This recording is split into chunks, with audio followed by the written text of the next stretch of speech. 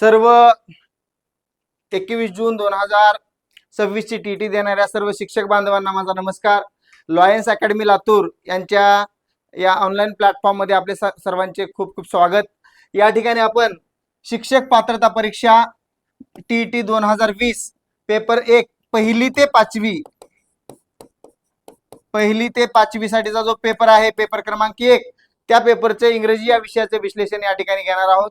इंग्रजी पेपर खऱ्या अर्थानं जर इंग्रजी पाहिला तर आपण सर्वजण शिक्षक बांधव पहिलीपासून अगदी 7वी पर्यंत आपण इंग्रजी विषयाचा अभ्यास विद्यार्थ्यांना शिकवत असतो आणि त्यामुळं हा पेपर जो आहे अतिशय सोप्या कॅटेगरीमध्ये आलेला आहे. अतिशय सोपे प्रश्न आहेत, सोपे प्रश्न आणि त्यातूनच आणखी कशा पद्धतीनं सोप्या माध्यमातून, सोप्या ट्रिकच्या माध्यमातून काही 5 सेकंदामध्ये उत्तर कसं काढायचं या ठिकाणी आपण या पेपरच्या विश्लेषणाच्या माध्यमातून शिकणार आहोत. तर याच्यामध्ये सर्व शिक्षक बांधवांना माझी एक विनंती आहे की सूचना आहे की या पेपरमध्ये टीईटी इंग्रजीमध्ये अतिशय सोपे असे 20 चॅप्टर आहेत. ते 20 चॅप्टर जर आपण केले,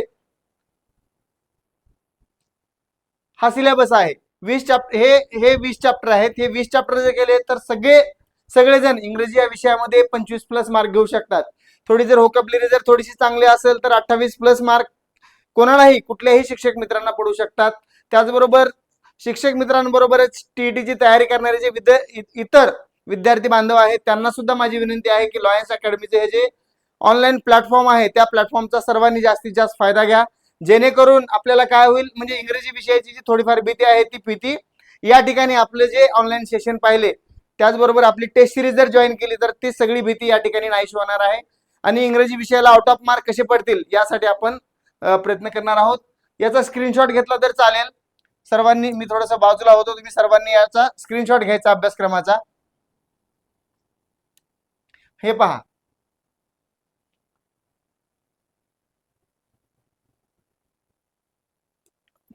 कृपया व्हिडिओ पॉज करून या ठिकाणी याचा स्क्रीनशॉट घ्यायचा आहे. चला आपण या ठिकाणी मग पहिल्या प्रश्नाकडे वळणार आहोत. पहिला प्रश्न आहे, choose the correct compound sentence for the given sentences. खाली वाक्य दिलेले आहेत. एक वाक्य दिले, ते कॉम्प्लेक्स सेंटेन्स मधलं वाक्य आहे. Though she love him she had to leave him. हे कॉम्प्लेक्स सेंटेन्सचं वाक्य आहे. सिंथेसिस शिकत असताना आपण सिंथेसिस म्हणजे इंग्रजी ग्रामर मधला सगळ्यात जे हार्डेस्ट चॅप्टर आहे त्या हार्डेस्ट चॅप्टर मध्ये सिंथेसिस हा एक चॅप्टर आहे. पण या चॅप्टरला अतिशय आपण सोप्या पद्धतीने कशा प्रकारे आपल्याला कॉम्प्लेक्सचं कंपाऊंड सेंटेन्स असेल तर कोणत्या गोष्टी आपण तिथं बघून आपण ते लगेचच कंपाऊंड सेंटेन्स कशा प्रकारे ओळखू शकतो, कॉम्प्लेक्स सेंटेन्स कसा ओळखू शकतो, याच्या आपण ट्रिक सुद्धा या ठिकाणी शिकणार आहोत. हे आहे complex sentence. Though she love him she had to leave him. याचा अर्थ काय, अर्थ आपल्याला जाणून घ्यायचा नाही. मला इंग्रजी 0 येते अशांना सुद्धा या व्हिडिओचा फायदा व्हावा हीच आपल्याला इथं विनंती आहे. काय म्हटलेलं आहे, दो शब्द आहे. जेव्हा आपण कॉम्प्लेक्स सेंटेन्सचं कंपाऊंड सेंटेन्स करत असतो त्यामध्ये सगळ्यात महत्वाचं हे लक्षात ठेवायचं, हे जे कंजंक्शन आहेत FANBOYS, फॅन बॉईज, हे कंजंक्शन म्हणजे कॉम्प्लेक्सचं कंपाऊंड सेंटेन्स करत असताना कुठल्या गोष्टी केल्या पाहिजे, ज्या सेंटेन्स मध्ये, ज्या वाक्यामध्ये फॅन बॉईज हे जे कंजंक्शन आहेत, हे कंजंक्शन जर आले, फॅन बॉईज म्हणजे काय, F म्हणजे फॉर, A म्हणजे अँड, त्याच्यानंतर एन म्हणजे नॉर, बी म्हणजे बट, ओ म्हणजे ऑर, वाय म्हणजे एट आणि एस म्हणजे सो. म्हणजे हे जे फॅन बॉईज कंजंक्शन आहेत, हे फॅन बॉईज कंजंक्शन जर त्या वाक्यामध्ये आले तर 100% असं समजून जायचं की ते कंपाऊंड सेंटेन्सचं वाक्य आहे. हे फॅन बॉईज हा शब्द कायम लक्षात ठेवा. हा फॅन बॉईज आलं की ते कंपाऊंड सेंटेन्स असतं, बाकी कुठल्याही गोष्टीचा विचार करायचा नाही. परंतु हे वाक्य शिकत असताना या ठिकाणी इथं पण अँड आलेलं आहे, इथं पण बट आलेलं आहे, इथं पण ऑर आलेलं आहे. मग असे जर वाक्य झालेत या परिस्थितीमध्ये, या कंडिशन मध्ये हे लक्षात ठेवायचं, हे जे दो आहे, दो आणि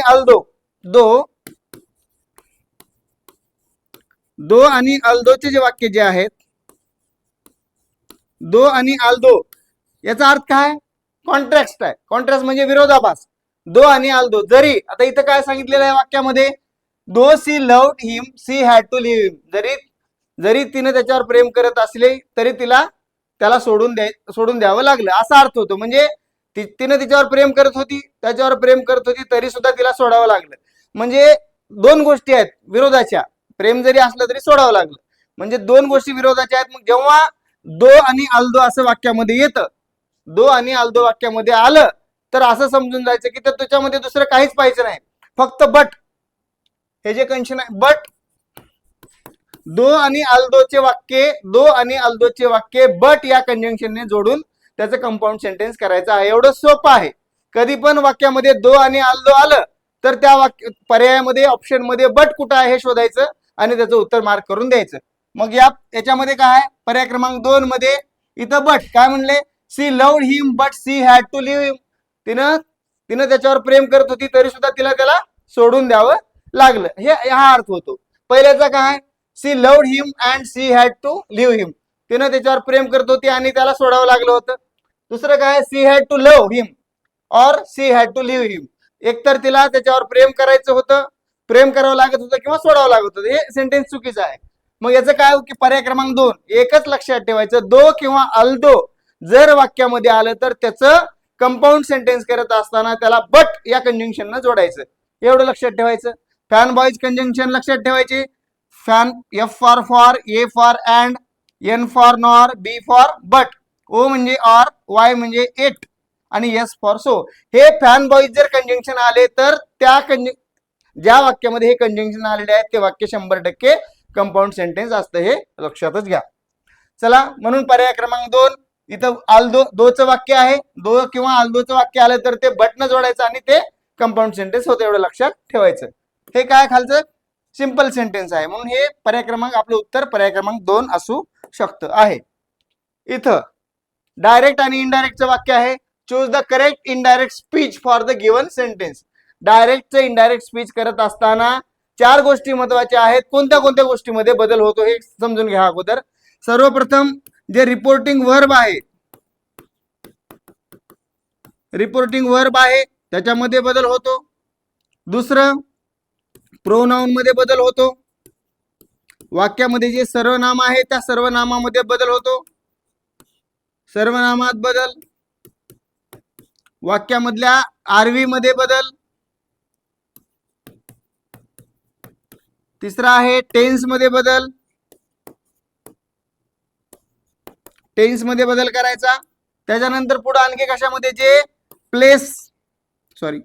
जे टाइम किंवा प्लेस रिलेटेड वर्ड आहेत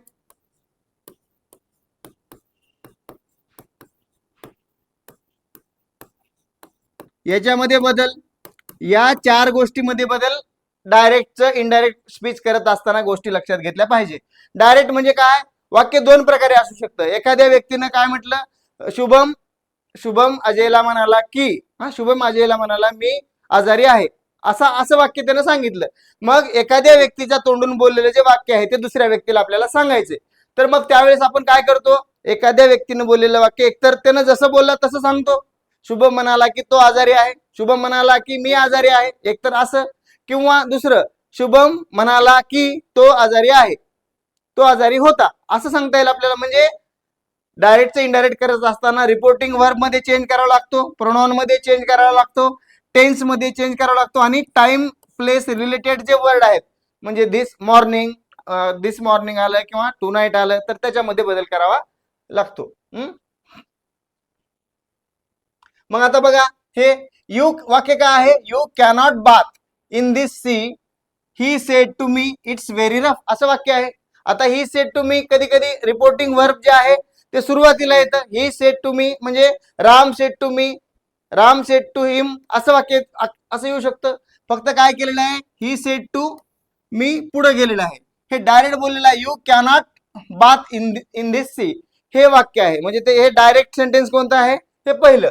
you cannot bath in the sea मध्येच काय केलेलं आहे, रिपोर्टिंग वर्ब टाकून मध्येच ते केलेलं आहे. जेव्हा सेड टू येतंय वाक्यामध्ये तेव्हा रिपोर्टिंग वर्ब आहे सेड टू. सेड टू काय आहे या वाक्यामध्ये, रिपोर्टिंग वर्ब आहे. मग त्याला काय आरवी म्हणू आपण, रिपोर्टिंग वर्ब आहे. सेड टू आल्यानंतर टोल्ड घ्यावं लागतं, परंतु या वाक्यामध्ये कुठेही टोल्ड नाही. इथं सेड लिहिलंय, इथं सेड लिहिलंय, इथं सेड लिहिले आहे, इथंही सेड लिहिलेलं आहे. मग आपल्याला काय करावं लागेल, सेड जशाला तसं वापरायचं, म्हणजे रिपोर्टिंग वर्ब मध्ये या ठिकाणी चेंज करायची काहीही आवश्यकता नाही, जिथं आलेलं आहे तिथं. आपण काय शिकले मग, रिपोर्टिंग वर्ब मध्ये चेंज करतात, सेड आलं, सेड टू आलं तर टोल्ड घेतात. जेव्हा प्रश्नार्थक वाक्य असतं त्यावेळेस आस्क्ड म्हणून रिपोर्टिंग वर्ब वापरावं लागतं. जेव्हा एक्सक्लेमेटरी वाक्य असतं म्हणजे उद्गारवाचक वाक्य असेल तर एक्सक्लेम्ड म्हणून. जेव्हा इम्पेरेटिव्ह सेंटेन्स असेल तर त्यावेळेस काय केलं जातं, म्हणजे जेव्हा आज्ञार्थी वाक्य असतं त्यावेळेस वेगळे, म्हणजे प्रत्येक वेळा ऑर्डर कमांड असं त्यावेळेस रिपोर्टिंग वर्ब घेतलं जातं. मग या ठिकाणी काय म्हटलेलं आहे, पहिल्यांदा रिपोर्टिंग वर्ब मध्ये चेंज करायचा, मग सेड आलेला आहे सगळीकडे, मग हे उत्तर याच्यातून काढता येत नाही. मग आपल्याला काय म्हटलेलं आहे, टेन्स मध्ये बदल करावा लागतो, टेन्स मध्ये बदल करावा लागतो. मग इथं कॅन आहे, इथं कॅनॉट आहे. मग कॅनॉट जर असेल वाक्यामध्ये तर त्याचं डायरेक्टचं इनडायरेक्ट करत असताना कॅनॉटचं कुड नॉट होते. मग इथं इथं इथं कॅनॉट आहे, इथं कॅनॉट आहे, मग हे आपले उत्तर असू शकत नाही, म्हणजे दोन पर्याय या ठिकाणी कटले. मग आता एक तर उत्तर कुड नॉट इथं आलेलं आहे आणि इथं कुड नॉट आलेलं आहे आणि इथं कुड नॉट आलेलं आहे. मग या दोन्ही पैकीच आहे. कंजंक्शन काय केलं जातं, आता शिकलोय आपण, कंजंक्शन म्हणजे उभयान्वय. कंजंक्शन जर असर्टिव्ह सेंटेन्स असेल तर वाक्यामध्ये डायरेक्ट इनडायरेक्ट करत असताना रिपोर्टिंग वर्ब नंतर कंजंक्शन दॅट या कंजंक्शनने ते पुढचं वाक्य जोडलं जातं. मग या ठिकाणी दॅट आहे का, आता बघा कुठं आहे, जशाला तसं वाक्य लिहिलं, ही सेड टू यू, हे तर नाही वाक्य, हे संपलं आणि हेही गेलं, पर्याय दोन कटले. ही सेड दॅट, त्यानं त्याला म्हणाला की, आय इथं प्रोनाउन मध्ये चेंज झालेला, आय कोणाबद्दल आलेला आहे, कोणाला म्हटले, ही सेड टू मी, त्यानं मला म्हणाला. म्हणजे मी स्वतःबद्दल जर माहिती सांगत असेल तर मी, माझ्याबद्दल काय प्रोनाउन येईल, माझ्याबद्दल काय येईल, इथं मी लिहिलेलं आहे, मग मी बद्दल आय हे प्रोनाउन येतं. मी बद्दल काय प्रोनाउन मध्ये बदल केला पाहिजे, मी बद्दल आय येतं. मग या ठिकाणी काय झालेलं आहे, ही सेड दॅट घेतलं, त्याच्यानंतर इथं आय घेतलं, या ठिकाणी यू ठेवलेला आहे.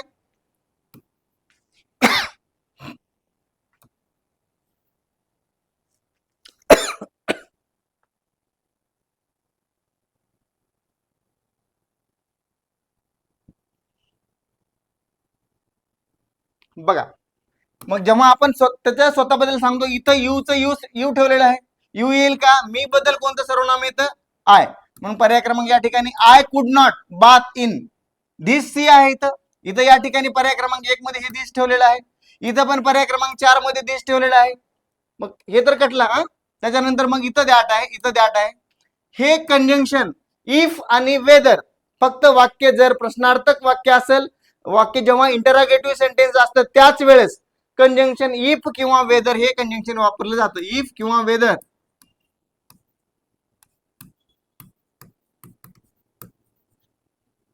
इफ किंवा वेदर हे कंजंक्शन कधी वापरलं जातं, जेव्हा वाक्य इंटरोगेटिव्ह सेंटेन्स असतं त्यावेळेस. मग पर्याय क्रमांक हा पण कटला. एक मिनिट हा,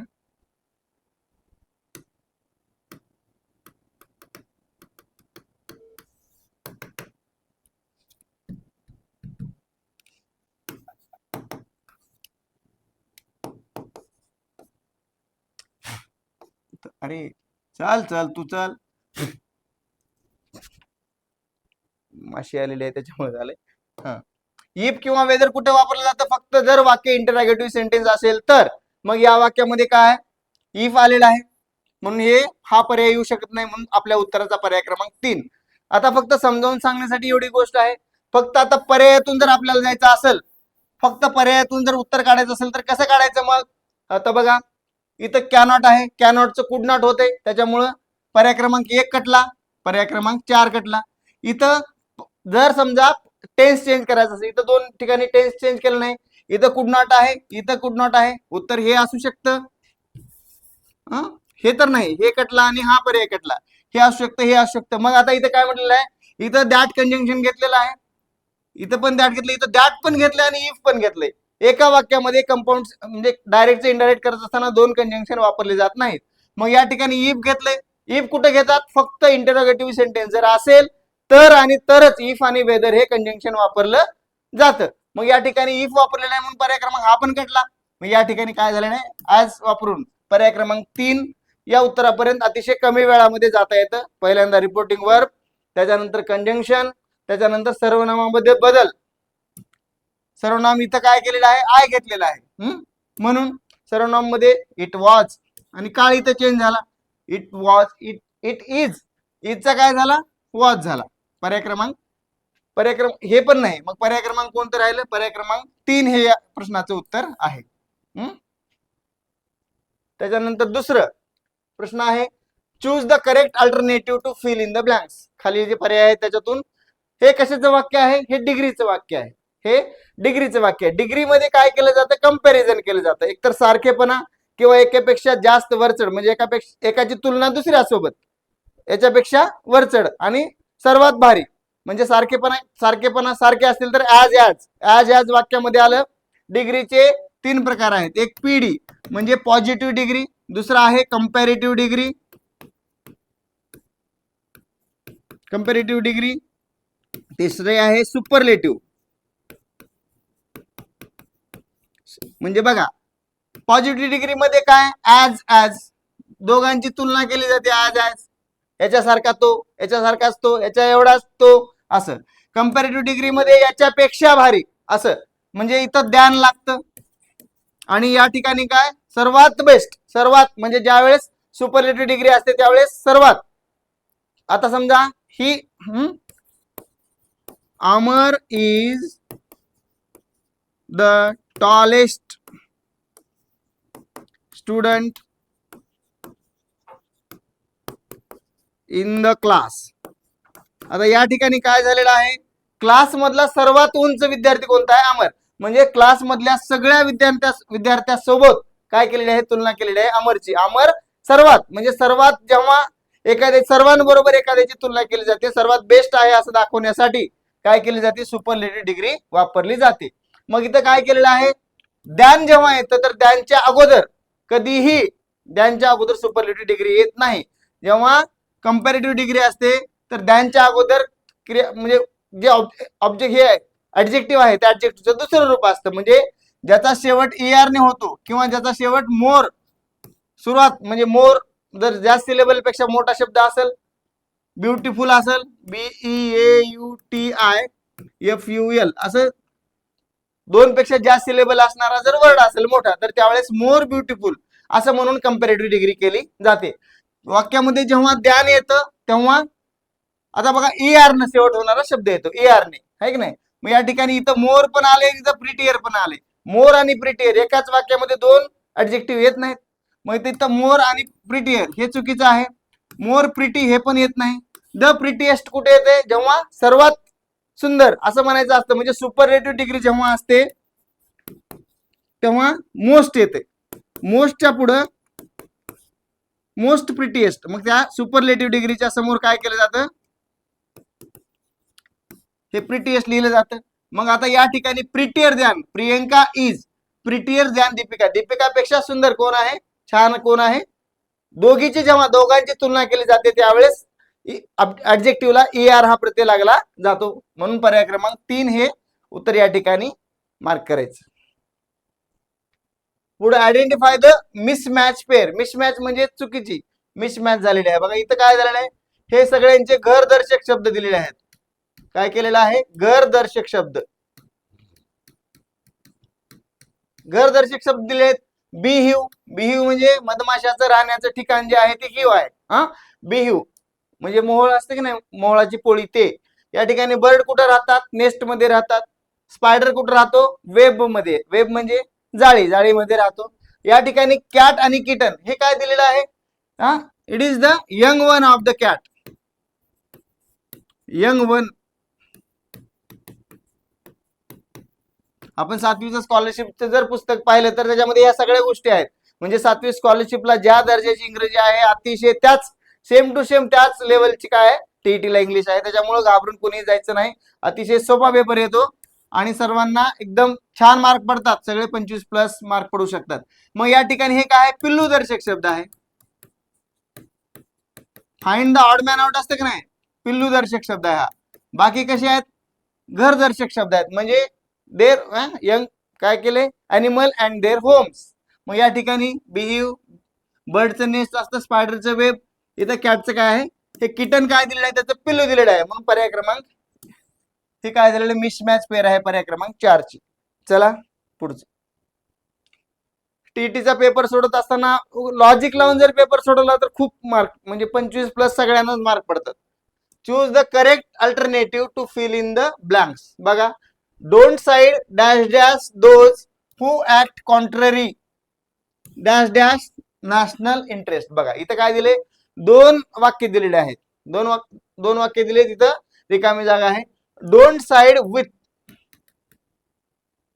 विथ म्हणजे त्यांची बाजू घेऊ नका. जे लोक, दोज म्हणजे जे लोक काय करतात, ऍक्ट कॉन्ट्ररी म्हणजे विरुद्ध, कॉन्ट्ररी म्हणजे काय, विरोधी कार्य करणारे देशासाठी. नॅशनल जेव्हा जेव्हा कॉन्ट्ररी येते, कॉन्ट्ररी जेव्हा जेव्हा येईल त्याच्या पुढे टूच येते. ही फ्रेज आहे कॉन्ट्ररी टू. कॉन्ट्ररी टू जेव्हा जेव्हा कॉन्ट्ररी येते, विरोध दाखवणारा शब्द येतो, त्याच्या पुढे काय केलं जातं, टू हे कंजंक्शन प्रिपोजिशन कंजंक्शन वापरलं जातं. हे टूच लक्षात ठेवायचं. प्रिपोजिशन काय आहे, विथ आणि टू. पर्याय क्रमांक 4. मग इथं काय झालं, इथं टू आणि इथं विथ. मग काय म्हटलं, don't side with those who act contrary to national interest. म्हणून पर्याय क्रमांक 4 हे या प्रश्नाचं उत्तर आहे. बघा काय म्हटलं इथं, choose the correct alternative to fill in the blanks. रिकाम्या जागी पर्यायातला योग्य शब्द भरा. Dash dash best when corrupted become dash dash worst. काय म्हटलेलं आहे, चांगला सुद्धा माणूस जेव्हा करप्ट होतो ना तेव्हा वाईट होतो, है की नाही. सर्वात चांगला काय म्हटलेलं आहे, सर्वात चांगला माणूस, सर्वात बेस्ट म्हणजे सर्वात चांगला, वर्स्ट म्हणजे सर्वात वाईट. आपल्याला माहित आहे बॅड वर्स वर्स्ट. डिग्रीमध्ये बॅड, पॉझिटिव्ह डिग्रीमध्ये बॅड होतं, कंपॅरेटिव्ह मध्ये वर्स्ट होतं, वर्स होतं आणि सुपरलेटिव्ह मध्ये वर्स्ट होते. वर्स्ट म्हणजे अतिशय वाईट, बेस्ट म्हणजे सर्वोत्तम, सर्वात चांगला. जेव्हा सर्वात चांगला माणूस असतो तो जर करप्ट झाला तर तो सर्वात वाईट होतो असं या ठिकाणी. मग ज्या ठिकाणी सुपरलेटिव्ह डिग्री असते, बॅड आणि वर्स्ट हे दोन्हीही सुपरलेटिव्ह डिग्री मधले ऍडजेक्टिव्ह आहेत. जेव्हा वाक्यामध्ये सुपरलेटिव्ह डिग्री येते त्याच्या पाठीमाग द हे काय केलं जातं, द हे उपपद वापरलं जातं. मग इथं पण द येतं आणि इथं पण द येतं. लक्षातच ठेवून द्यायचं की जेव्हा वाक्यामध्ये सुपरलेटिव्ह डिग्री येते त्या ऍडजेक्टिव्हच्या पाठीमागे द हे उपपद वापरतात. अँड द चा वापर करत असताना सगळ्यात महत्वाची गोष्ट कोणती ठेवायची, द हे सुपरलेटिव्ह डिग्रीच्या पाठीमागे द हे उपपद वापरतात, हे लक्षात ठेवायचं. इथं बेस्ट आलेलं आहे सुपरलेटिव्ह, इथं वर्स्ट आलेलं आहे. दोन्ही ठिकाणी द द असं येते, म्हणून पर्याय क्रमांक 1 या प्रश्नाचं उत्तर आहे. चला next. Identify the tense of the given sentence. Shubham पाणी आहे का, शुभम नाही का.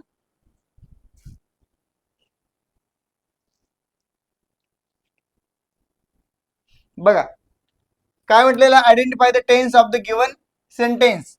An ancient Greek slave was worth his own weight in salt. काय म्हटलेलं आहे, वाक्य कुठल्या काळामध्ये, जिथं वॉज येते ते पास्ट असतं, लक्षात ठेवायचं, पास्ट टेन्स असतो. मग काय म्हटलेलं आहे, पास्ट टेन्स जेव्हा जेव्हा वाक्यामध्ये येतो त्यावेळेस क्रियापदाचं काय येते, एकतर दुसरं रूप येते किंवा मग क्रियापद पास्ट टेन्स मधले येते किंवा वाज किंवा वर येते, आहे की नाही. वाज वर आलं की काय असतं, ते वाक्य पास्ट टेन्स मधलं असतं, लक्षात ठेवायचं. इथं कंटिन्युअस आलंय, इथं कंटिन्युअस आलंय, मग आता डोक्याला हात लावायची गरज नाही. काय लक्षात ठेवायचं, जेव्हा जेव्हा वाक्यामध्ये कंटिन्युअस शब्द येतो म्हणजे पर्यायामध्ये, त्यावेळेस त्या वाक्यामध्ये आयएनजी आलं पाहिजे. मग आयएनजी आले का नाही, मग हा पर्याय कटला. इथं आहे, इथं कंटिन्युअस आलं, इथं पण आयएनजी नाही, मग काय म्हटलेलं आहे, past perfect tense. Past perfect tense काय असते, जेव्हा हॅड प्लस V3 येते, हॅड प्लस V3 म्हणजे क्रियापदाचं तिसरं रूप. हॅड प्लस क्रियापदाचं तिसरं रूप आलं काय केलं जातं, पास्ट परफेक्ट टेन्स असतो तो. मग या ठिकाणी काय आलेलं आहे, वॉज आलेला आहे. मूळ काय म्हणजे हे सिंपल प्रेझेंट टेन्स मधलं सिंपल पास्ट टेन्स मधलं वाक्य आहे. काय म्हटलेलं आहे, सिंपल पास्ट टेन्स. इथं वॉज आलेलं आहे, क्रियापदाचं मूळ रूप आहे वर्थ, आहे की नाही. त्याच्यामुळे काय झालेलं आहे, पर्याय क्रमांक 2 या प्रश्नाचं उत्तर येतं. जेव्हा जेव्हा वाक्यामध्ये काय येते, आयएनजी आले की ते कंटिन्युअस टेन्स असते. लक्षातच ठेवून द्यायचं. Choose the correct alternative to fill in the blanks. काय म्हटलेलं आहे? During the earthquake buildings collapsed like a dash dash of cards. म्हणजे काय झालं इथं वाक्यामध्ये काय येतंय? ड्युरिंग द अर्थक्विक, भूकंपाच्या वेळेस.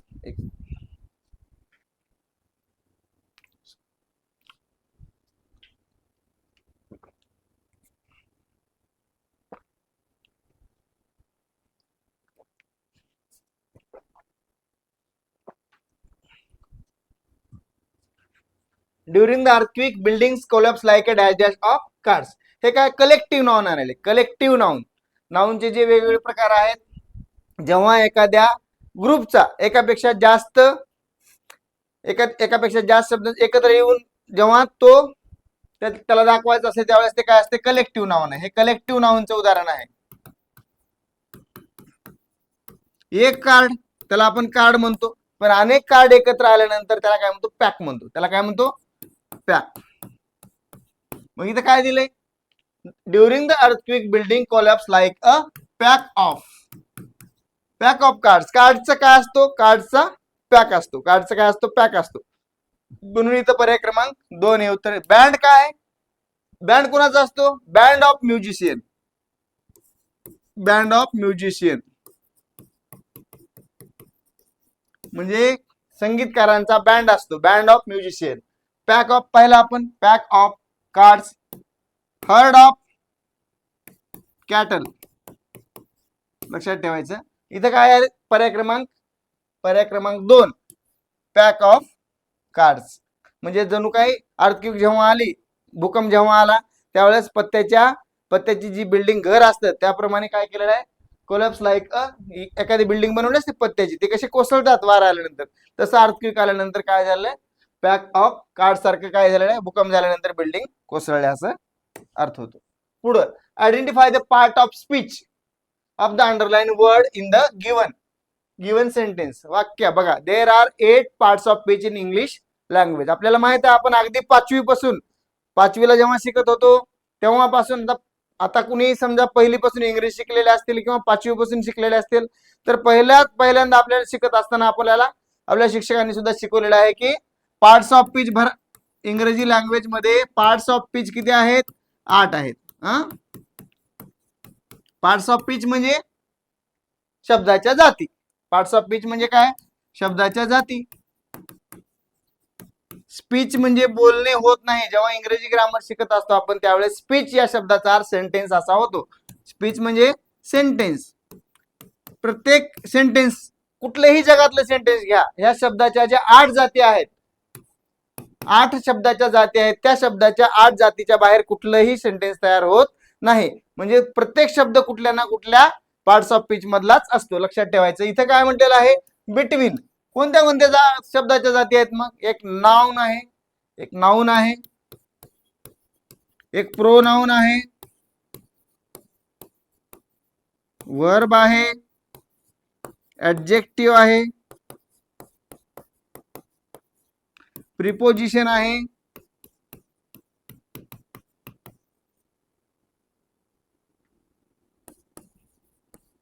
कंजंक्शन आहे,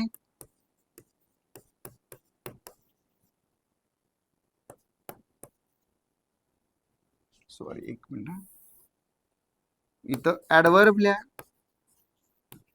प्रिपोजिशन, कंजंक्शन आणि इंटरजेक्शन. ह्या शब्दाच्या 8 जाती आहेत. या शब्दाच्या 8 जातीशिवाय कुठलंही वाक्य तयार होत नाही. नाउन म्हणजे जे जगातील जेवढ्या सगळ्या गोष्टी तुमच्या समोर, तुम्ही जिथं बसलेला आहात तिथं आसपासला बघत असताना तुम्हाला ज्या गोष्टी, तुमच्या हातामध्ये मोबाईल आहे, तुमच्या समोर लॅपटॉप आहे, तुमच्या समोर टीव्ही आहे, तुमच्या समोर स्क्रीन आहे, हे काय? तर नाउन आहे. म्हणजे प्रत्येक गोष्ट तुमच्या समोर आजूबाजूला जे काय दिसतंय ते काय आहे? कुठलं ना कुठलं नाउन आहे. नेमिंग वर्ड, जगातील कुठल्याही नावाला काय म्हटलं जातं? नाउन म्हटलं जातं. प्रोनाउन म्हणजे जेव्हा the word who use instead of noun is called pronoun. म्हणजे नामाऐवजी वापरल्या जाणाऱ्या शब्दाला काय म्हणतात? प्रोनाउन म्हणतात. प्रोनाउन उदाहरणार्थ कोणते आहेत? He, she, it, they, I, म्हणजे असे अनेक प्रोनाउन आहेत. He, she, it, they, I, we, you, singular, you, plural. हे काय आहेत? म्हणजे नामाऐवजी वापरला जाणारा जो शब्द आहे त्याला प्रोनाउन म्हणतात. त्याच्यानंतर वर्ब वाक्यामध्ये जी ऍक्शन होते, ऍक्शन दाखवणारा, ऍक्शन डिनोट करणारा जो शब्द आहे त्याला काय म्हटलं जातं? वर्ब म्हटलं जातं. Adjective, the word who giving specific information about noun is called adjective. म्हणजे ऍडजेक्टिव्ह कशाला म्हणायचं? नामाबद्दल जो विशेष माहिती सांगणारा शब्द आहे त्याला ऍडजेक्टिव्ह म्हणायचं. ऍडवर्ब म्हणजे एखादी क्रिया, ऍक्शन, वाक्यामध्ये जी ऍक्शन होते ती कशी होते, ऍक्शन बद्दल माहिती सांगणारा शब्द म्हणजे ऍडवर्ब आहे. प्रिपोजिशन म्हणजे शब्दाच्या अगोदर येणारा शब्द, शब्दाला जोडून येणारा शब्द, शब्दाला जोडणारा शब्द प्रिपोजिशन.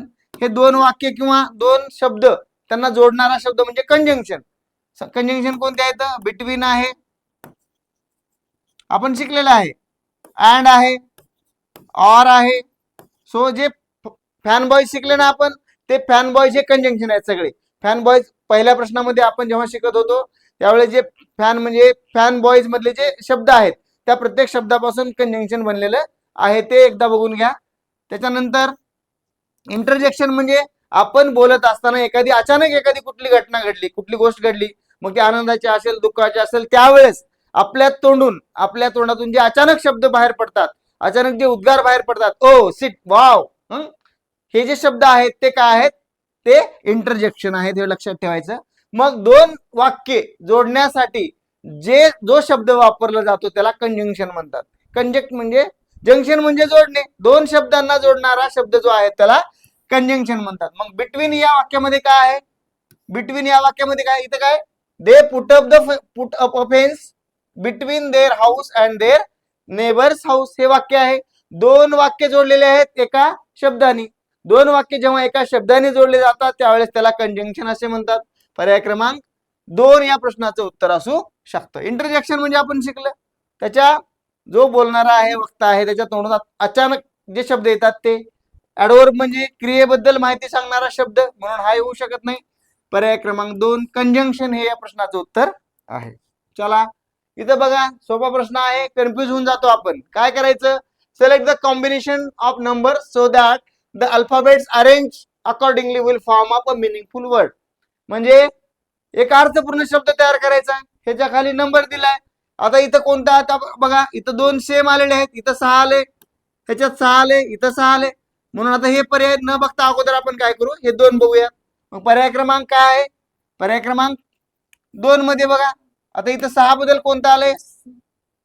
6 बद्दल काय आले? पी आलेला आहे. 5 बद्दल आर आलेला आहे. 4 बद्दल ए आलेला आहे.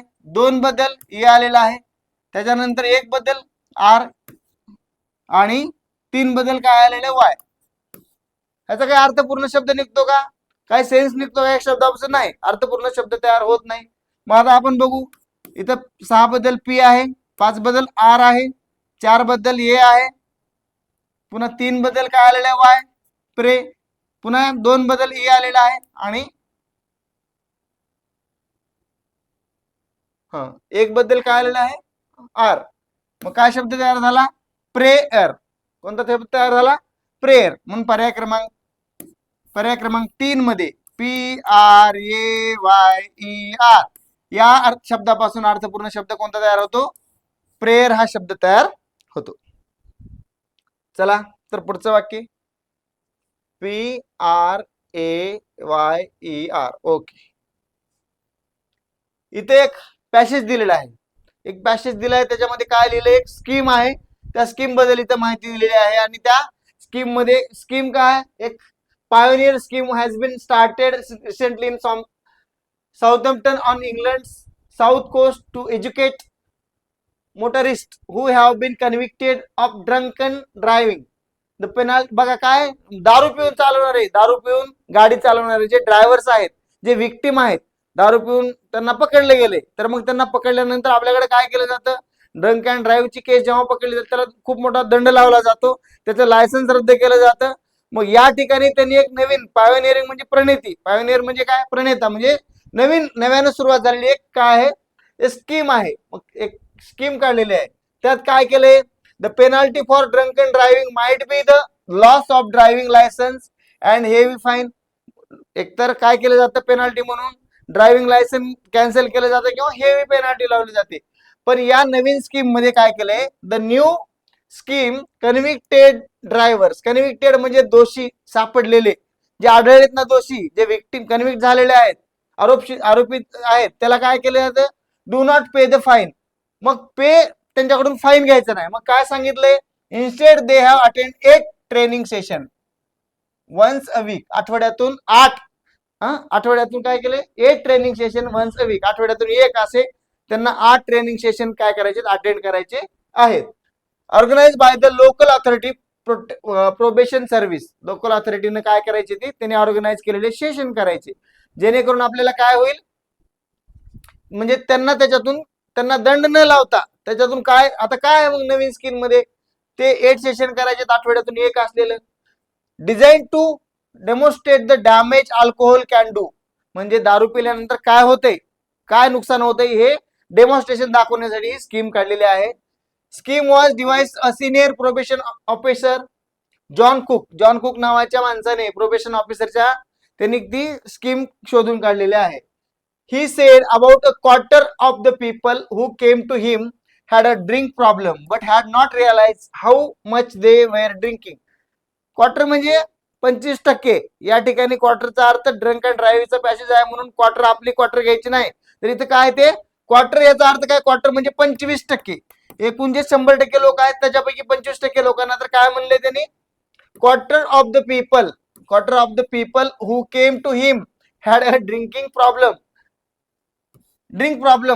ते ड्रिंक प्रॉब्लेम आहेत पण त्यांना कळत नाही, काय म्हणते, but had not realise how much they were drinking, ते किती दारू पिलेत, किती ते ड्रिंक केलेले आहेत ते त्यांना कळतच नाही.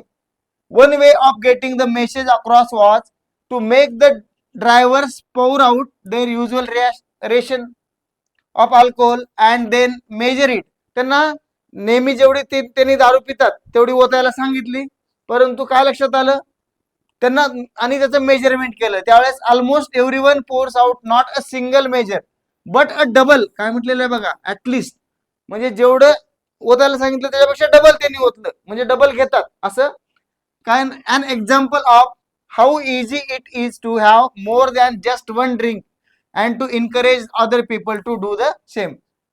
इथं म्हटलंय the instructor on the course are giving clinical evidence of the effect of alcohol. इथं काय दाखवले, दारूचे परिणाम दाखवलेले आहेत. अल्कोहोल कशावर, ऑन द बॉडी, इथं बॉडी अँड ब्रेन, बॉडीवरच फक्त अल्कोहोलचा परिणाम होत नाही तर तो ब्रेनवर सुद्धा होतो, या पायोनियर स्कीम मध्ये इथं जॉन कुकने सांगितलेलं आहे. The sober truth is that, म्हणजे सत्य म्हणजे काय सांगितलेलं आहे इथं, म्हणजे सोबर ट्रूथ काय सांगितलंय, drinking badly effect driving skill although the drinker might like to be believe otherwise, म्हणजे त्यांना विश्वास पण येत नाही की त्याच्यामुळं दारू पिल्यामुळे प्रॉब्लेम होतो हे लक्षात येत नाही. मग या ठिकाणी प्रश्न आलेले आहेत या पॅसेजवर, काय म्हटलेलं आहे, the Southampton scheme requires convicted drivers. मग काय केलं पाहिजे त्या स्कीम मध्ये, काय सांगितलेलं आहे, जे कन्व्हिक्टेड ड्रायव्हर आहेत आपल्याकडे काय केलं जातं, त्यांच्याकडून हेवी पेनल्टी घेतली जाते, त्यांचं ड्रायव्हिंग लायसन्स कॅन्सल केलं जातं. पण त्याच्याऐवजी यांच्या स्कीम मध्ये काय होतं, to pay a heavy fine pay करायचा होता का, नाही, अजिबात नाही, म्हणून हे उत्तर येऊ शकत नाही. To attend 8 driving session once a week, आठवड्यातून 8 सेशन द्यायचे होते, इथं पर्याय आलेला आहे का बघू. द अंडरग्रो ऑफ प्रोबेशन सर्व्हिस त्याच्यामध्ये जायचं का, सरेंडर देअर ड्रायव्हिंग लायसन्स, किंवा त्यांचे ड्रायव्हिंग लायसन्स सरेंडर करायचे का. मग काय सांगितलेलं आहे, जेव्हा त्यांचं लायसन, कन्व्हिक्टेड जे ड्रायव्हर आहेत ते जर भेटले, त्यांच्याकडून दंड घ्यायचा नाही किंवा त्यांचं लायसन पण कॅन्सल करायचं नाही, तर काय करायचं, to attend 8 training session once a week, असं इथं पर्यायामध्ये आलेलं आहे, पॅसेज मध्ये आलेलं आहे. म्हणून पर्याय क्रमांक 2 मध्ये to attend 8 session driving session once a week, आठवड्यातून एक असे 8 ड्रायव्हिंग सेशन त्यांनी काय करायचे, अटेंड करायचे, अशी त्यांना शिक्षा द्यायची होती, असं या पॅसेज मध्ये आहे. चला पर्याय क्रमांक 2 दुसरा आहे, John Cook device the scheme. John कुकनं कोणती स्कीम डिवाइस केली, as a demonstration techniques for driving, म्हणजे ड्रायव्हिंग कशी करायची ह्याचं डेमॉन्स्ट्रेशन द्यायचं होतं का, अजिबात नाही. पर्याय पॅसेज मध्ये जे उत्तर आहे तेच कॉम्प्रिहेन्शन मध्ये उत्तर शोधून काढलं पाहिजे. To demonstrate the harmful effect of अल्कोहोलचे जे वाईट परिणाम आहेत ते सिद्ध करायचे होते का, ओके, हे बघूया. To show that Southampton was concern about drivers, driver बद्दल काही माहिती इथं काही येऊ शकत नाही. To prove that alcohol does influence driving, मग काय उत्तर आहे, म्हणजे अल्कोहोलचा याच्यावर अल्कोहोलचा ड्रायव्हिंगवर परिणाम होतो हे सिद्ध करायचे का, नेमकं कोणतं करायचं आहे,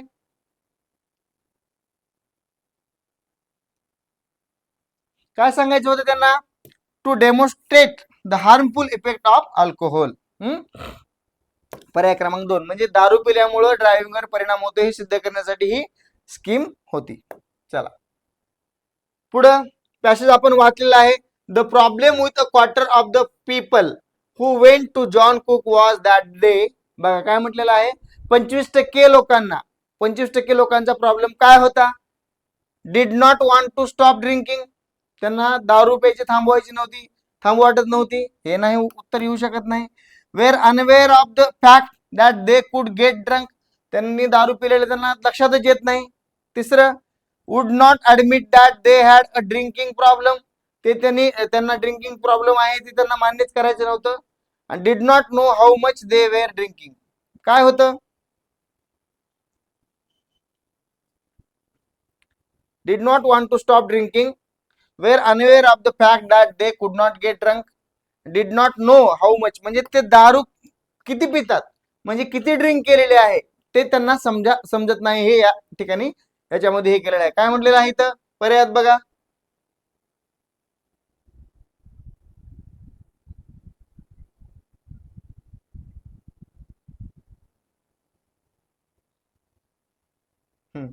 although the drinker might like to believe otherwise, म्हणजे त्यांना लक्षात येत नव्हतं की त्यांनी किती ड्रिंक केलेले आहे, पर्याय क्रमांक 4 मध्ये दिसतं. पुढं most driver start of with at least, त्यांनी काय म्हटलेलं आहे, त्यांना हे केलं, ओतायला सांगितली ड्रिंक दारू, तर त्यांनी किती ओतली, डायरेक्ट डबल, डबल मेजर, जेवढं ज्यांना घ्यायचं होतं त्याच्यापेक्षा डबल त्याच्या ठिकाणी त्यांनी ओतली, हे या पॅसेज मध्ये हे केलेलं आहे. पर्याय क्रमांक 1 या प्रश्नाचं उत्तर आहे. सोपा पॅसेज आहे. आता बघा इथे दिले माहिती, the truth is that, truth काय आहे, अल्कोहोल काय करते म्हणते, does not affect the body but only the brain, फक्त ब्रेनवर परिणाम करते का दारू, ड्रिंक जी आहे अल्कोहोल जे आहे ते फक्त ब्रेनवर नाही, ब्रेनवर अटॅक करते आणि बॉडीवर नाही, पर्याय क्रमांक घेऊ शकत नाही. अफेक्ट ओनली द ब्रेन, इथं बी तेच दिले, फक्त बॉडीवर करतं आणि ब्रेनवर नाही, इथं काय दिले, फक्त ब्रेनवर करतं. दुसरं, affect the body and the brain, दोन्हीवर, has no effect on the body or the brain, ब्रेनवर बी नाही आणि बॉडीवर पण नाही. मग इथं दिलेलं आहे, काय म्हटलेलं आहे,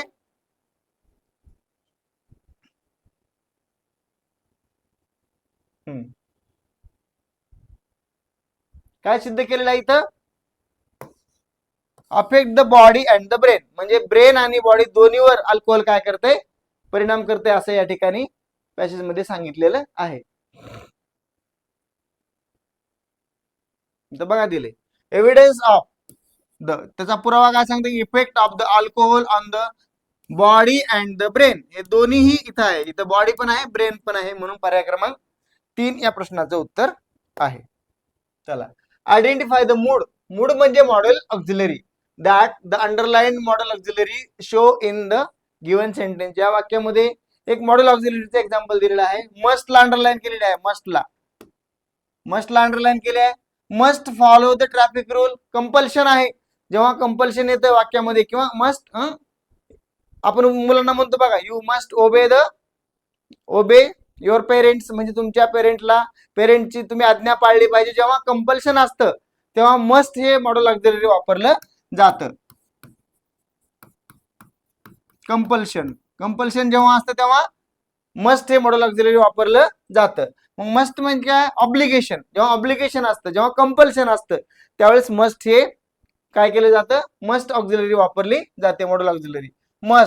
मस्ट काय, मग ॲबिलिटीसाठी, पॉसिबिलिटीसाठी काय केलं जातं, शुड वापरलं जातं. परमिशन साठी कॅन, मे हे काय, मे हे मॉडेल ऑक्झिलरी परमिशन साठी वापरले जाते. मग ऑब्लिगेशन साठी किंवा कंपल्शन जे आहे ते कंपल्शन साठी कोणतं, मस्ट हे काय केलं जातं, मॉडेल ऑक्झिलरी वापरलं जातं. मग या ठिकाणी कोणतं येते, मस्ट काय आहे, ऑब्लिगेशन. बघा, choose the correct alternative to fill in the blanks, please make it a point to dash dash water taps before you go out. आता फ्रेज आहे टर्न, टर्न डाऊन माघार घेणे, टर्न अबाउट, टर्न ओव्हर. बघा मग इथं कोणती phrase येते, point two turn off. काय येतं, टर्न ऑफ म्हणजे बंद करणे, आहे की नाही. Please make it a point to turn off water taps before you go out. तुम्ही जेव्हा बाहेर जाता त्यावेळेस काय केलं पाहिजे, काय केलं पाहिजे, टर्न ऑफ म्हणजे नळ बंद केले पाहिजे असं इथे दिलेलं. टर्न ऑफ पर्याय क्रमांक 3, सॉरी 2. चला, name the underline clause in the given sentence. वाक्यामध्ये एक क्लॉज दिलेला आहे. काय केलं आहे, क्लॉज. आपण जेव्हा क्लॉजेस शिकत असतो, त्यावेळेस 3 प्रकारचे मेन क्लॉज आहेत. नाउन क्लॉज, ऍडजेक्टिव्ह क्लॉज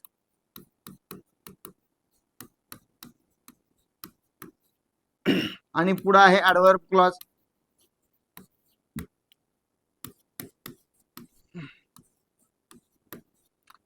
हे 3 प्रकार शिकत असताना याचे आपले व्हिडिओ आपण काय केलेले आहेत, म्हणजे लॉयन्स अकॅडमीच्या ऍपवर काय केले आहेत, अपलोड केलेले आहेत. आपण ते पाहून घ्यायचे. त्यासाठी लॉयन्स अकॅडमी ऍप डाउनलोड करा. नाउन क्लॉज आहे, ऍडजेक्टिव्ह क्लॉज आहे, ऍडव्हर्ब क्लॉज आहे. मग ऍडव्हर्ब क्लॉज मध्ये वेगवेगळे क्लॉज असतात. Adverb clause of time, adverb clause of condition, adverb clause of contrast, adverb clause of time म्हणजे वेगवेगळे असतात. मग जेव्हा वेन हे WH वर्ड वापरला जातो, वेनचं उत्तर काय येतं, वेन म्हणजे टाइम. वेन म्हणजे काय असतं, केव्हा. Wien you finish your work, तुझं तू काम कधी पूर्ण करणार आहेस. मग हा कोणता क्लॉज आहे, पर्पज जर असतं, इथं कंडिशन जर असतं तर इफ हे कंजंक्शन वापरलं जातं. एखाद्या ठिकाणचं, आता प्लेस जर वेर आलं त्याचं उत्तर, वेरचं उत्तर काय येते, प्लेस. मग जेव्हा ऍडव्हर्ब क्लॉज ऑफ प्लेस असतं तर तिथं कोणता WH क्वेश्चन वर्ड आला असता, वेर. मग इथं ऍडव्हर्ब क्लॉज ऑफ पर्पज असतं तर वाय, का. हा काय काय केलं असतं, वाय हा WH वर्ड आला असता. मग या ठिकाणी वेन म्हणजे कसला आहे, कसला क्लॉज आहे, ऍडव्हर्ब क्लॉज ऑफ टाइम आहे. ऍडव्हर्ब क्लॉज ऑफ टाइम म्हणजे you may go home Wien you finish your work, तुझं जेव्हा काम होईल त्यावेळेस तू घरी जा, असं या ठिकाणी म्हटलेलं आहे. मग हा काय आहे, कोणता क्लॉज आहे, ऍडव्हर्ब क्लॉज ऑफ टाइम. आपली जी टेस्ट सिरीज आहे त्या टेस्ट सिरीज मध्ये असे प्रत्येक गोष्टीवर काय केलेले आहेत प्रश्न, प्रत्येक सगळा सिलेबस जेवढा टीईटीचा सिलेबस आहे त्याच्यावरचे सगळे जेवढे चॅप्टर आहेत त्याच्यावर महत्वाचे अतिशय दर्जेदार प्रश्न या टेस्ट सिरीज मध्ये काय केलेले आहेत, ऍड केलेले आहेत. तुम्ही सर्वांनी या टेस्ट सिरीजचा जरूर फायदा घ्या. ऍडव्हर्ब क्लॉज ऑफ टाइम, मग कोणता क्लॉज आहे तर ऍडव्हर्ब क्लॉज ऑफ टाइम, पर्याय क्रमांक 1. पुढे choose the correct WH type question to get the underline part as the answer, म्हणजे अंडरलाईन केलेला जो पार्ट आहे तो आन्सर येईल असा प्रश्न तयार करा असं म्हटलेलं आहे. काय म्हटलेलं आहे, let us go to the Italian restaurant. बघा आपल्याला कुठं जायचे म्हटलेलं आहे, चल आपण काय करू, इटालियन रेस्टॉरंट मध्ये आपण जाऊ असं या ठिकाणी काय केलेलं सांगितलेलं आहे. पर्याय काय, कुठं अंडरलाईन केलेले आहे, द इटालियन. कुठलं रेस्टॉरंट आहे, द इटालियन. जर समजा रेस्टॉरंटला जायचं म्हटलं असतं तर वेर, मग इथं काय आलं असतं, इथं बघा where shall we go, where shall we go तर we shall go to the restaurant असं. मग रेस्टॉरंट आलं असतं. मग या ठिकाणी काय अंडरलाईन कशाला केलेली आहे, द इटालियन. मग आपल्याला काय याचं उत्तर येऊ शकतं, which restaurant shall we go to, म्हणजे कुठल्या रेस्टॉरंट मध्ये जायचे आपल्याला, कोणत्या रेस्टॉरंट मध्ये, विच. तर आपण त्याचं उत्तर काय येऊ शकतं, द इटालियन. मग द इटालियन याला काय केलेलं आहे, उत्तराला मार्क केलेलं आहे. मग असं उत्तर येणारा प्रश्न तयार करा म्हणून सांगितलेलं आहे. तर त्यावेळेस जेव्हा द इटालियन म्हणजे कोणत्या रेस्टॉरंट मध्ये आपल्याला जायचं आहे, तर which restaurant shall we go हे या प्रश्नाचं उत्तर असू शकतं. जर वेर असतं, वेर शॅल वी गो, तर त्यावेळेस रेस्टॉरंटला काय अंडरलाईन करता आली असती. जर याला अंडरलाईन असती तर मग हे वाक्य आलं असतं, वेर शॅल वी गो टू, आपल्याला कुठं जायचंय, आपण कुठं जायचंय. तर त्यावेळेस काय, मग याचं उत्तर काय, पर्याय क्रमांक 2, which restaurant shall we go to. पुढं select the correct cardinal number for the given. इथं कार्डिनल नंबर दिलेत, हे काय आहे बघा, हे 10,000 आहे, त्याला काय म्हणतात 10,000, हे 1 लाख आहे, अ लाख. हे किती आहे, हे किती आहे, आता काय म्हणलेलं आहे, अमिलियन. अमिलियन म्हणजे 10 लाख. जेव्हा 1 2 3 4 5 6 एकच्या नंतर 6 शून्य आले ते काय असते, अमिलियन असते. अमिलियन म्हणजे 10 लाख. पर्याय क्रमांक 4 सोपं उत्तर आहे. Choose alternative which best express the meaning of the word underline in the given sentence. हे बघा, डिफेनिंग व्होकॅब्युलरीवर प्रश्न आलेला आहे. व्होकॅब्युलरी आपल्याला माहित आहे. डिफेनिंग म्हणजे एवढा मोठा आवाज की बहिरेपणा येईल. डिफेनिंग म्हणजे बहिरेपणा, बहिरे करण्यासारखा आवाज. काय म्हटलंय, the team was greeted by deafening applause from the audience. म्हणजे बघा काय केलं आहे, द टीम वॉज ग्रीटेड. टीमला असं एवढं ग्रीट केलंय, कोण, ऑडियन्स कडून. काय करून, टाळ्या वाजून. टाळ्या एवढ्या वाजवल्यात की जणू आता बहिरेच होऊ शकतो, है की नाही. मग काय म्हणले, डिफेनिंगचा अर्थ शोधा म्हणले आपल्याला. अतिशय सोपा आहे. डेंजरस म्हणजे धोकादायक. धोकादायक असतो का हो टाळ्यांचा आवाज, धोकादायक मग हे उत्तर होऊ शकत नाही. टेरिफाईंग म्हणजे भयानक. भयानक उत्तर असू शकतं का, भयानक आवाज असू शकतो का, नाही. माइल्ड म्हणजे हळूवार, सौम्य, हळू, सौम्य. सौम्य आवाज असतो का टाळ्यांचा, नाही. Very loud. व्हेरी लाऊड म्हणजे टाळ्यांचा एवढा आवाज होता की आता बहिरेच होता. डिफेनिंगचा अर्थ काय, व्हेरी लाऊड. म्हणून पर्याय क्रमांक 4 हे या प्रश्नाचं उत्तर आहे. चला next. Rearrange the jumbled parts which are the labelled PQRS to form a complete meaningful sentence. एक अर्थपूर्ण शब्द, अर्थपूर्ण वाक्य तयार करायचे आपल्याला. एक जम्बल्ड सेंटेन्स दिलेले आहेत, एक सफल करून दिलेत, त्याला काय करायचे, व्यवस्थित अरेंज करून एक अर्थपूर्ण वाक्य तयार करायचं. जेव्हा आपण कुठलंही सेंटेन्स शिकत असतो, सेंटेन्स पॅटर्न काय आपल्याला सगळ्यांना माहित आहे. सब्जेक्ट अगोदर येतो वाक्यामध्ये, त्याच्यानंतर वर्ब येतो, त्याच्यानंतर ऑब्जेक्ट येतं आणि पुन्हा कॉम्प्लिमेंट येतं, है की नाही. सगळ्यांना माहित आहे वाक्यामध्ये सब्जेक्ट येतो. मग या वाक्यामध्ये सब्जेक्ट कोण असतो, सब्जेक्ट कोण असतो, एकतर सब्जेक्ट कधीही वाक्यामध्ये सब्जेक्ट एकतर नाउन असतो किंवा प्रोनाउन असतो. या दोघांशिवाय तिसरा कुठलाही सब्जेक्ट नसतो. एकतर नाउन किंवा प्रोनाउन हा सब्जेक्ट असतो, लक्षात ठेवायचं. मग आता या ठिकाणी कोणतं नाउन दिसतंय, इथं ऑटम दिसते. Autumn is the season. Season बी काय, autumn is the season. Season बी नाउनच आहे. ऑटम म्हणजे ऑटम एक ऋतू आहे, तर त्यानं सुरुवात होईल. मग सब्जेक्ट कधी पण वाक्याची सुरुवात सब्जेक्ट न होते. मग आता इथं आर सुरुवातीला येईल असा पर्याय कोणता आहे, पर्याय क्रमांक हो का, हे आणि हा. मग हे पर्याय कटले. म्हणजे सगळ्यात सुरुवातीला काय येतो, सब्जेक्ट येतो. अर्थपूर्ण तयार करायचं असलं वाक्य, ऑटम इज द सीझन. पुन्हा काय येते, ऑटम इज द सीझन. त्याच्यानंतर वेन, वेन वेन वॉर्म समर. मग इथं काय WH वर्ड आलाय. जेव्हा ही क्लॉज पुढे जोडली जाते, autumn is the season when warm summer temperatures gradually decrease. जेव्हा गरम जे तापमान आहे ते काय होते, हळूहळू हळू कमी होते, टू द कोल्ड विंटर. शेवटी काय येते, टू द कोल्ड विंटर. मग पर्याय क्रमांक सुरुवातीला आर येईल, त्याच्यानंतर दुसऱ्यांदा पील, आर पी, त्याच्यानंतर तिसऱ्यांदा काय येईल, यस येईल, तिसऱ्यांदा यस येईल आणि चौथ्यांदा क्यू येईल. मग असा पर्याय आहे का, RPSQ. RPSQ. प्रश्न सोडवत असताना आपल्याला सगळ्यांना माहित आहे अगोदर सब्जेक्ट येतो. मग इथं पर्याय क्रमांक काय, इथं सब्जेक्ट नाही, इथं सब्जेक्ट नाही, इथं सब्जेक्ट नाही, अगोदर हे येतो. म्हणजे आर सुरुवातीला येणार काय केलं पाहिजे, आपण वाक्य शोधलं पाहिजे. त्याच्या मग हे दोन पर्याय कटले इथं, मग हे दोन राहिले. त्याच्यानुसार मग आपल्याला उत्तर काढता येतं. पर्याय क्रमांक 4 या प्रश्नाचं उत्तर आहे, पर्याय क्रमांक 4. पुढं, choose the alternative which is opposite in the meaning to the word underline in the given sentence. Choose the alternative which is opposite in the meaning to the word underline in the given sentence. याला underline केले. Useful हा शब्द आहे. Useful, useful शब्द, useful म्हणजे उपयोगी. Useful म्हणजे काय, उपयोगी. परमनंट म्हणजे काय, कायम. परमनंट म्हणजे कायम. एन्शियंट म्हणजे प्राचीन, एन्शियंट म्हणजे प्राचीन, रिनोड म्हणजे नवीन केलेला, नूतनीकरण केलेला, आणि युजलेस म्हणजे निरुपयोगी. मग सांगा बघ, निरुपयोगी. युजफुल म्हणजे उपयोगी, उपयोगीचा विरुद्धार्थी शब्द काय? निरुपयोगी.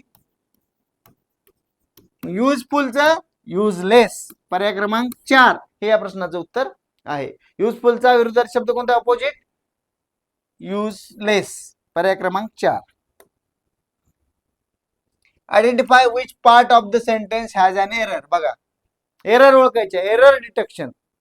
एरर डिटेक्शन काय म्हटलं? The Times of India has the larger circulation of all English dailies in India. हे वाक्य आहे. कशाचं वाक्य आहे? डिग्रीवर आधारित वाक्य आहे. डिग्री. मग जेव्हा आपण शिकलेले सुरुवातीला, जेव्हा पॉझिटिव्ह डिग्री असते तेव्हा दोन गोष्टींची तुलना केली जाते, तेव्हा पॉझिटिव्ह डिग्री ऍज न ते वाक्य जोडलं जातं. जेव्हा कंपॅरेटिव्ह डिग्री असते त्यावेळेस ER न, म्हणजे ऍडजेक्टिव्ह, म्हणजे ए चा ऍडजेक्टिव्हचा जो दुसरा फॉर्म आहे ER आहे की नाही. आता समजा प्रिटी, PRITT ER आपण शिकलं. प्रिटियर ER आलं होतं. स्मॉल आहे, स्मॉलचं काय होते? स्मॉलर होते. हे पॉझिटिव्ह डिग्री, हे कंपॅरेटिव्ह डिग्री, आणि याचं सुपरलेटिव्ह डिग्री काय होते? स्मॉलेस्ट. लहान, च्यापेक्षा लहान, सर्वात लहान. लक्षात येते? लहान, च्यापेक्षा लहान, सर्वात लहान. मग जेव्हा सुपरलेटिव्ह डिग्री असते त्यावेळेस EST लागतो. मग या ठिकाणी काय केलेलं आहे? जेव्हा दोन गोष्टीमध्ये तुलना होते, दोन गोष्टीमध्ये जेव्हा दोन व्यक्ती असतील, गोष्टी असतील किंवा थिंग्स असतील, तर त्यावेळेस कंपॅरेटिव्ह डिग्री असते दोन मध्ये. आणि जेव्हा सर्वांबरोबर तुलना असते त्यावेळेस EST प्रत्यय लागायला पाहिजे, म्हणजे त्यावेळेस सुपरलेटिव्ह डिग्री असते. इथं काय केलेलं आहे? ऑफ ऑल इंग्लिश डेलीज, म्हणजे इंग्रजी डेलीचे जे भारतामधले जेवढे पेपर आहेत त्या सगळ्या पेपर सोबत तुलना केली आहे. सगळ्यात जास्त, जेव्हा सर्वात जास्त असते, जेव्हा सर्वांसोबत तुलना असते त्यावेळेस सुपरलेटिव्ह डिग्री येते. सर्वात जास्त जेव्हा तुलना असते तेव्हा काय असते? सुपरलेटिव्ह डिग्री असते. सुपरलेटिव्ह डिग्री समजते का? समजून घ्या. जेव्हा दोघांसोबत तुलना असते त्यावेळेस कंपॅरेटिव्ह डिग्री म्हणजे ER येते. जेव्हा दोघांमध्ये तुलना असते तेव्हा ऍडजेक्टिव्हला ER हा प्रत्यय लागतो, आणि जेव्हा सर्वांसोबत तुलना असते त्यावेळेस ऍडजेक्टिव्हला EST प्रत्यय लागतो. मग ही सुपरलेटिव्ह डिग्री आहे. इथं ऍज, मग कोणती एरर कोणती आहे म्हणते? मग इथं काय यायला पाहिजे म्हणते? इथं लार्जर. सर्व डेली सोबत आहे ना, भारतातले जेवढे डेलीज आहेत, जेवढे दैनिक आहेत, त्या सर्व दैनिकांमध्ये सर्वात जास्त काय म्हणते? The Times of India has the largest असे यायला पाहिजे. लार्जेस्ट म्हणजे सर्वात जास्त सर्क्युलेशन आहे. सर्वात जास्त म्हणजे सर्क्युलेशन म्हणजे त्याचा जास्त वापर किंवा जास्त त्याची विक्री आहे. कुणाची? तर टाइम्स ऑफ इंडियाची. मग जेव्हा सर्व पेपर सोबत टाइम्स ऑफ इंडियाची तुलना केली जाते त्यावेळेस लार्जेस्ट न येता इथं काय आलं पाहिजे? लार्जर न येता इथं लार्जेस्ट आलं पाहिजे. मग या ठिकाणी कोणती चूक आहे? लार्जेस्टच्या ठिकाणी लार्जेस्ट आलं पाहिजे, म्हणून पर्याय क्रमांक बी या ठिकाणी एरर आहे, म्हणून याचं उत्तर पर्याय क्रमांक 2 हे आहे. समजतंय? चला पुढं. Choose the correctly spelled word.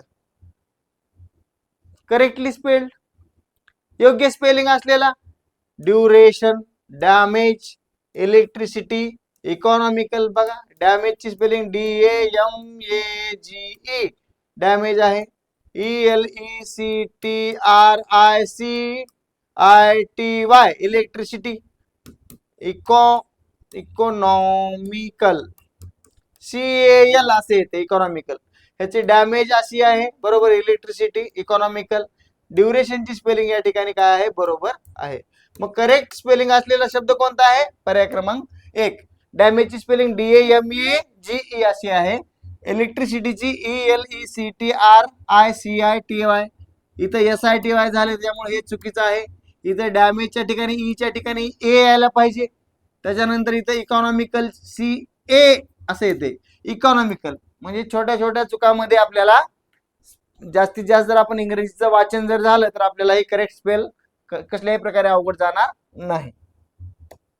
चला, choose the correct passive construction of the given sentence. बघा, पॅसिव्हाइज ऍक्टिव्हाइज पॅसिव्हाइज करत असताना जेव्हा ऍक्टिव्हाइज वाक्य असते त्यावेळेस subject plus verb plus object अशी रचना असते. हे लक्षात ठेवून द्या, subject plus verb plus object. पण जेव्हा ऍक्टिव्हाइज पॅसिव्हाइज करत असतो त्यावेळेस सुरुवातीला काय येतो? ऑब्जेक्ट येतो. सुरुवातीला ऑब्जेक्ट आल्यानंतर इथं सगळीकडेच ऑब्जेक्ट आला. These machines, shapes use these machines to mix the ingredients. Shapes काय आहे? इथं सब्जेक्ट आहे, करता आहे. मग आता शेप काय केला जातो? कधी पण ऍक्टिव्हाइज पॅसिव्हाइज करत असताना करता बायने जोडला जातो. हा नियम आपल्या सगळ्यांना माहित आहे. नसेल माहित तर या ठिकाणी लक्षात ठेवा. मग जेव्हा ऍक्टिव्हाइज असतं त्यावेळेस subject plus verb plus object अशी रचना असते. पण जेव्हा ऍक्टिव्हाइज पॅसिव्हाइज करत असतो आपण त्यावेळेस अगोदर ऑब्जेक्ट येतो. वाक्यामध्ये अगोदर ऑब्जेक्ट येतो. मग काय करावं लागलं आपल्या इथं सगळ्यांचं दीज मशीन्स. ऑब्जेक्ट काय?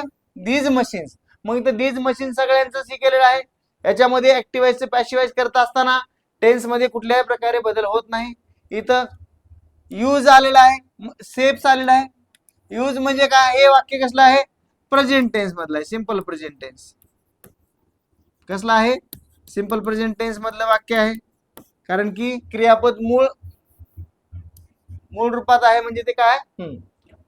सिंपल प्रेझेंट टेन्स आहे. मग या ठिकाणी दीज मशीन्स, आता इथे हॅव येते का? येत नाही. इथं वर येते का? कारण की दीज मशीन्स वर का बरं येत नाही? तर हे भूतकाळी आहे. हेल्पिंग वर भूतकाळी आहे. मग या ठिकाणी हा पर्याय कटला आणि हाही पर्याय कटला. मग काय कराय? दीज मशीन्स हॅव हे पण गेलं. मग these machines are used by shapes to mix the ingredient असं वाक्य आहे. मग इथं काय दिलंय? These machines are being. इथं बिंग का काय? इथं बिंगचा काय संबंधच येत नाही. म्हणून पर्याय क्रमांक 1 बिंग येत नाही. कारण these machines are used by shape to mix the ingredient, म्हणून पर्याय क्रमांक 2. हे याच्या काळामध्ये बदल होत नाही त्याच्यामुळे पर्याय क्रमांक हे कटला. इथं बिईंग आले त्याच्यामुळे हा पर्याय येऊ शकत नाही. पर्याय क्रमांक 2 हे या वाक्याचं करेक्ट पॅसिव्ह कन्स्ट्रक्शन आहे. Choose the word opposite. Opposite म्हणजे विरुद्धार्थी शब्द. अपोजिट म्हणजे विरुद्धार्थी शब्द, विरुद्धार्थी meaning to the given word. कधी कधी एंटोनियम पण येईल.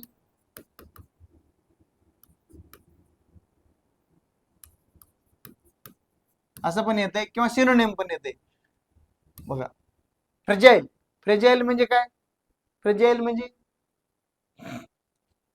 वीक म्हणजे दुबळा. जेंटल म्हणजे हळू, सबड्यूड नाही. तर काय? तर रोबुस्ट. फ्रेजाइल म्हणजे नाजूक. फ्रेजाइल म्हणजे काय? नाजूक. रोबुस्ट म्हणजे मजबूत. मजबूत या अर्थाचा शब्द कोणता आहे? रोबुस्ट आहे. फ्रेजाइल म्हणजे नाजूक आणि त्याच्या विरुद्ध शब्द कोणता आहे? मजबूत. पुढं choose the misspelled word. Misspelled म्हणजे चुकीची स्पेलिंग असलेलं. 2 आले बघा. मिसस्पेल्ड वर 2 प्रश्न आलेले आहेत. Extract, eligible, explanation, extension. Extract बरोबर आहे. एक्स्ट्रॅक्ट. एलिजिबल म्हणजे पात्र. इलिजिबलची स्पेलिंग सुद्धा बरोबर आहे. एक्सटेन्शनची स्पेलिंग बरोबर आहे. पण एक्सप्लेनेशन जेव्हा आपल्याला करायचं असते त्यावेळेस त्याची स्पेलिंग EXPLA एक्सप्ले. इथं काय? इथं आय आले. एक्सप्लेनेशन असं आलंय. इथं आय न घेता EXPLA NATION अशी बरोबर स्पेलिंग आहे. एक्सप्लेनेशन अशी स्पेलिंग आहे. म्हणून पर्याय क्रमांक 3 हा मिसस्पेल्ड वर्ड आहे. बघा, choose the alternative which best express the meaning of the given word. Onus. Onus म्हणजे काय? ओनस म्हणजे जबाबदारी, रिस्पॉन्सिबिलिटी. ओनस म्हणजे जबाबदारी. इन्क्लायनेशन म्हणजे इकडे झुकलेला, झुकाव असलेला. प्रुडन्स नाही, अँटीपॅथी नाही. रिस्पॉन्सिबिलिटी म्हणजे जबाबदारी. ओनस म्हणजे काय? जबाबदारी. याचा अर्थ पर्याय क्रमांक 4 काय आहे? ओनस म्हणजे जबाबदारी. पुढं choose the most suitable one word for the given expression. काय म्हणलेलं आहे? वन वर्ड सबस्टिट्यूशन हा सुद्धा आपल्या चॅप्टर मध्ये जो सिलेबसचा भाग आहे त्याचा एक चॅप्टर आहे. म्हणजे अनेक अर्थासाठी शब्द समूहासाठी अनेक शब्दांसाठी एक शब्द आपण मराठी शिकलेला आहे. शब्द समूहासाठी एक शब्द म्हणजे तिथे दिले one who lives his own country to settle in another. बघा, स्वतःचा देश सोडून दुसऱ्या ठिकाणी सेटल होण्यासाठी गेलेला. म्हणजे इथं काय फॉरेनर म्हणजे काय, परकीय. आपल्या आपल्या भारतामध्ये येतात बघा बाहेरच्या देशातले लोक फिरायला आलेले, काही काळासाठी येतात फॉरेनर किंवा येतात आणि निघून जातात, आहे की नाही. तो परकीय म्हणजे दुसऱ्या देशाचा असलेला. टुरिस्ट म्हणजे कोण, प्रवासी, आहे की नाही. टुरिस्ट म्हणजे कोण, ते काय म्हणतात त्याला, पर्यटक. सॉरी, प्रवासी नाही, पर्यटक. मराठीमध्ये काय, पर्यटक. पर्यटनासाठी गेलेला जो असतो तो पर्यटक. नेटिव्ह म्हणजे इथला मूळचा. नेटिव्ह म्हणजे काय, मूळचा. परंतु एका एका देशातून, एका राज्यातून, एका राष्ट्रातून दुसऱ्या राष्ट्रामध्ये काय म्हटलेलं आहे, कंट्री सोडून, आपली कंट्री सोडून दुसरीकडे राहायला गेला, शिफ्ट झाला, तर त्याला काय म्हणतात, इमिग्रंट म्हणतात. त्याला काय म्हणतात, इमिग्रंट. इमिग्रंट म्हणजे काय, दुसऱ्या देशामध्ये राहायला गेलेला, स्थलांतरित.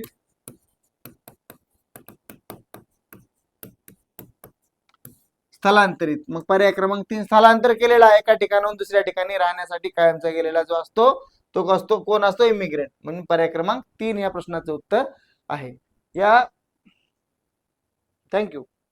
बघा, या प्रकारे अशा प्रकारे आपण टीईटी 2025 नोव्हेंबरला जी परीक्षा झाली होती त्याचा इयत्ता 1ली ते 5वीचा हा डी सेट आहे. कोणता आहे, डी सेट आहे. डी 1ली ते 5वीचा मराठी माध्यमाचा जो पेपर आहे,